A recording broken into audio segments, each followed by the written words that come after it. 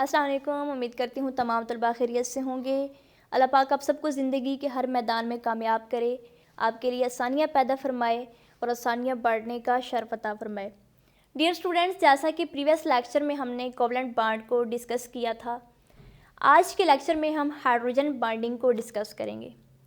बच्चों, basically hydrogen bonding एक intermolecular force होती है और ये एक वीक फोर्स ऑफ अट्रैक्शन होती है।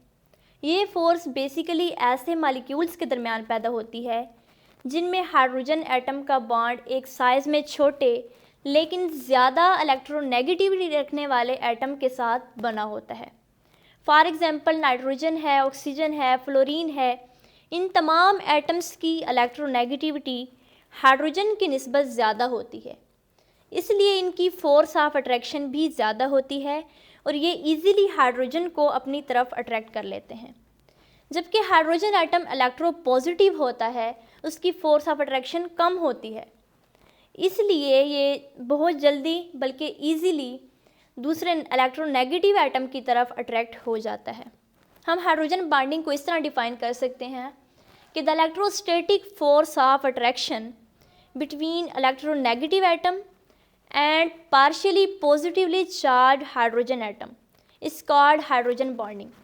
यानी कि ये एक ऐसी इलेक्ट्रोस्टैटिक फोर्स ऑफ अट्रैक्शन होती है जो कि एक इलेक्ट्रोनेगेटिव एटम के दरमियान और एक हाइड्रोजन एटम होता है जो कि पॉजिटिव चार्ज होता है, उनके दरमियान पाई जाती है।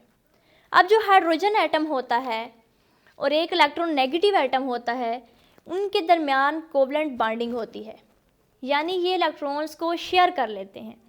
ये दोनों इस कदर पोलर हो जाते हैं कि हाइड्रोजन एटम पे पार्शियल पॉजिटिव चार्ज और दूसरे एटम पर नेगेटिव चार्ज पैदा हो जाता है।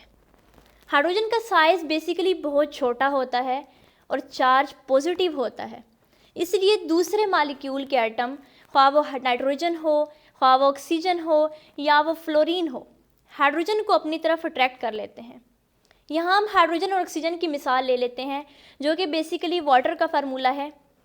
चूँकि ऑक्सीजन ज़्यादा इलेक्ट्रोनेगेटिव होता है, इसलिए वो हाइड्रोजन को अपनी तरफ अट्रैक्ट कर लेता है। तो हाइड्रोजन क्या करता है, वो अपने प्रोटॉन को बिहाइंड छोड़ देता है और ख़ुद जो है वो ऑक्सीजन की तरफ अट्रैक्ट हो जाता है और उस पर एक स्लाइड पॉजिटिव चार्ज आ जाता है और हाइड्रोजन और ऑक्सीजन के दरमियान एक वीक फोर्स ऑफ अट्रैक्शन पैदा हो जाती है। इसी अमल को बेसिकली हाइड्रोजन बॉन्डिंग कहते हैं। इसी तरह हमारे पास एक और एग्जांपल वाटर और आइस की है कि जो वाटर होता है वो लिक्विड फॉर्म में होता है, जो आइस होती है वो सॉलिड फॉर्म में होती है।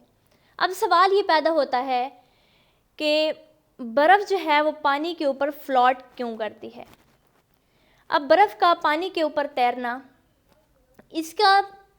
इसकी वजह ये है कि बर्फ़ की डेंसिटी जो होती है वो वाटर की निस्बत कम होती है, जबकि वाटर की डेंसिटी ज़्यादा होती है।